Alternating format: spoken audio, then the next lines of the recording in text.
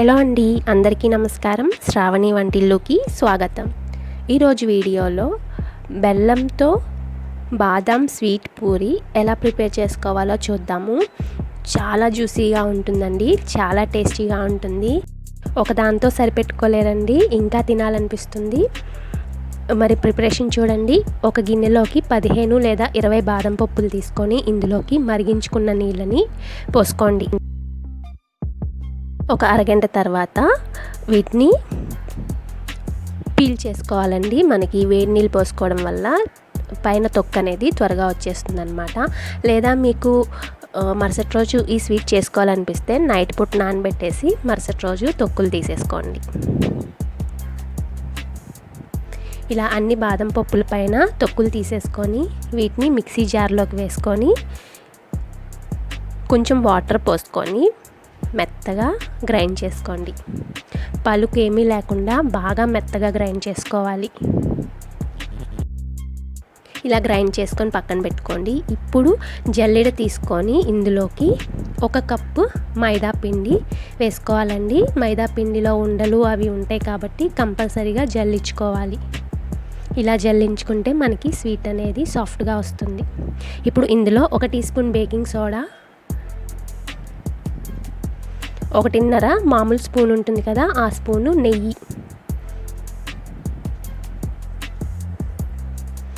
ఇలాగే 1 స్పూన్ బొంబాయి రవ్వ, వీటన్నిటిని వేసుకొని బాగా మిక్స్ చేసుకోండి. మనకి ఈ మిక్సింగ్ కన్సిస్టెన్సీ ఎలా ఉండాలంటే మనం చేతితో పిసికితే కనుక ఉండ అవ్వాలన్నమాట. ఇన్ కేస్ అలా ఉండ అవ్వకుండా ఉంటే మరి కొంచెం నెయ్యి వేసుకొని మరొకసారి కలుపుకొని చెక్ చేయండి. ఉండ అయితే కనుక నెయ్యి అనేది సరిపోతుందన్నమాట. ఇక్కడ నాకు 1 కప్పుకి 2.5 స్పూన్ల నెయ్యి పట్టిందండి. ఇప్పుడు ఇందులోకి మనం ప్రిపేర్ చేసి పెట్టుకున్న బాదం పేస్ట్ కూడా వేసుకోండి. మరొకసారి బాగా కలుపుకోవాలి.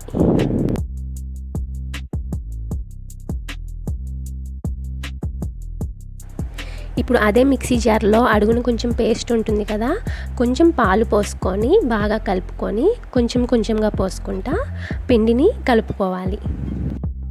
మనకి ఇక్కడ మైదా పిండి కాబట్టి ఎక్కువ పాలు పట్టవండి. నాకు ఇక్కడ 2 టేబుల్ స్పూన్లు అయితే సరిపోయాయి. సో మీరు చూసుకొని కొంచెం కొంచెంగా వేసుకుంటా కలుపుకోండి. ఇలా డౌ అనేది మనకి మరీ హార్డ్గా ఉండకూడదు, సాఫ్ట్గా కలుపుకోండి.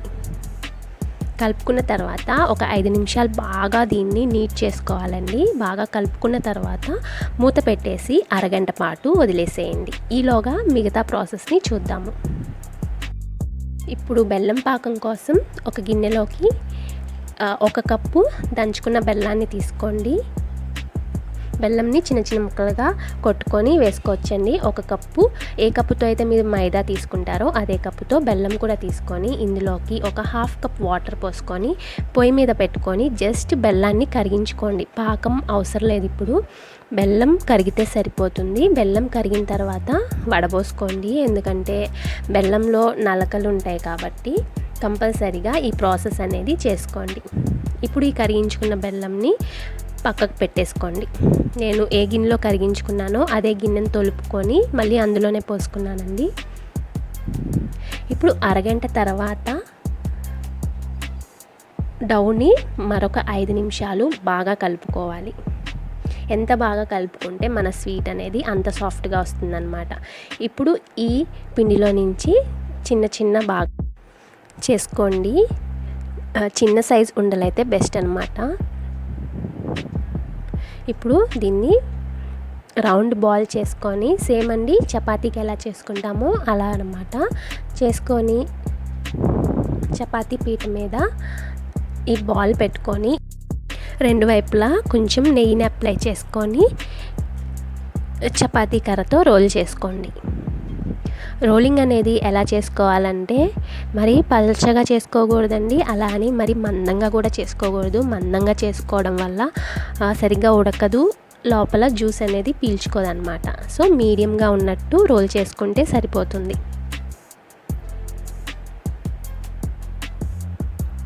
ఇప్పుడు దీనిపైన 2-3 చుక్కలు నెయ్యి వేసుకొని మొత్తాన్ని అప్లై చేసుకోండి. హాఫ్కి ఫోల్డ్ చేసుకోవాలి. ఇప్పుడు మళ్ళీ దీని మీద ఇంకొంచెం నెయ్యి వేసుకొని మళ్ళీ మొత్తానికి స్ప్రెడ్ చేసి ట్రయాంగిల్ షేప్ వచ్చేలాగా ఫోల్డ్ చేసుకోండి. ఇప్పుడు మరొకసారి ఒత్తుకోవాలి.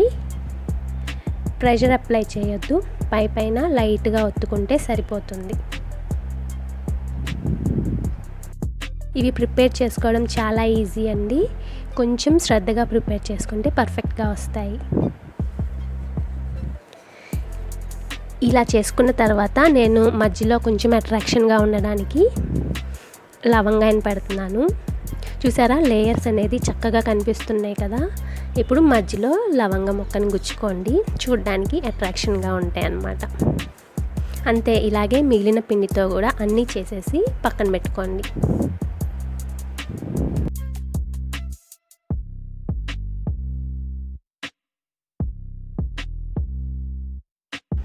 ఇప్పుడు డీప్ ఫ్రై చేయడానికి ఆయిల్ తీసుకొని బాగా వేడైన తర్వాత మీడియం ఫ్లేమ్కి టర్న్ చేసేసుకొని మనం చేసి పెట్టుకున్న ఈ పూరీస్ని వేసేసుకోండి. పూరీలు పైకి తేలిన తర్వాత మరొక వైపు తిప్పి మంచిగా 2 వైపులా మంచి కలర్ వచ్చేంత వరకు వేయించుకోండి. మీడియం ఫ్లేమ్లో మాత్రమే వేయించుకోండి. హై ఫ్లేమ్ పెడితే కనుక బయట కలర్ వచ్చేస్తుంది, లోపల ఉడకవు. So medium to low flame పెట్టుకొని చక్కగా 2 వైపులా మంచి కలర్ వచ్చేంత వరకు కాల్చుకొని తీసుకోండి.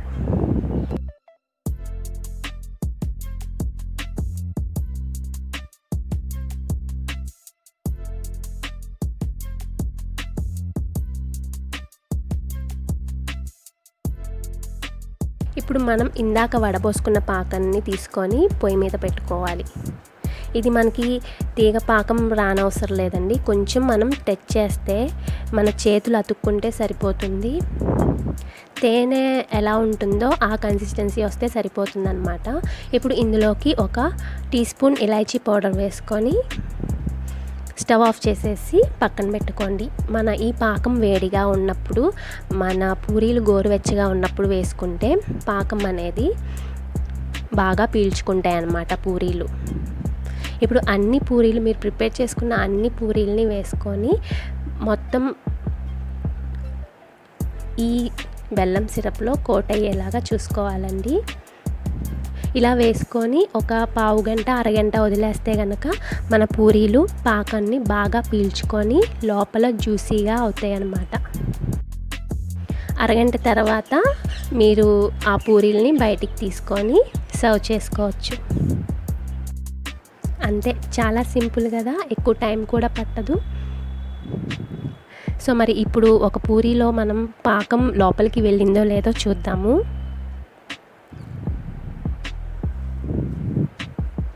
లోపల కంప్లీట్గా పాకం పీల్చేసుకుందండి. కంపల్సరీగా ఒక అరగంట పెట్టేసేయండి. వేసిన వెంటనే తీసేస్తే పాకం లోపల వరకు వెళ్ళదన్నమాట. సో అరగంట పాటు వదిలేసి తర్వాత తీసుకోండి.